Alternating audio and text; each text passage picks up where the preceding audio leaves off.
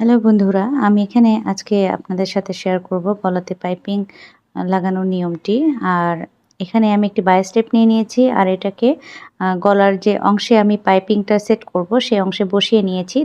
উভয় কাপড়েরই সোজা পাশটা উপরের পাশে রেখে আমি এটাকে সেলাই করে নিচ্ছি যতটুকু প্রয়োজন আরকি, মার্জিনের কাপড়টা রেখে।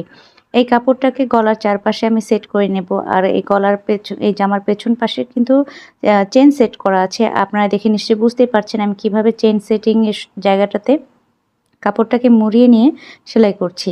এবার এই যে কাপড়টাকে মুড়িয়ে নিয়েছিলাম সেলাই করার সময়, এবার এই কাপড়টাকে টেনে সোজা করে নেব। আর এটাকে ২ বার মুড়িয়ে নিয়ে আবারও একটা চিকন সাইড ঘেঁষে একটা সেলাই দিয়ে দিব। আর এই সেলাইটা যেহেতু ভিজিবল থাকবে তাই এটাকে একটু নিখুঁতভাবে দেওয়ার চেষ্টা করবেন।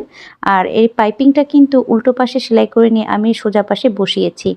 আর এটা যেকোনো ফ্রকের ক্ষেত্রে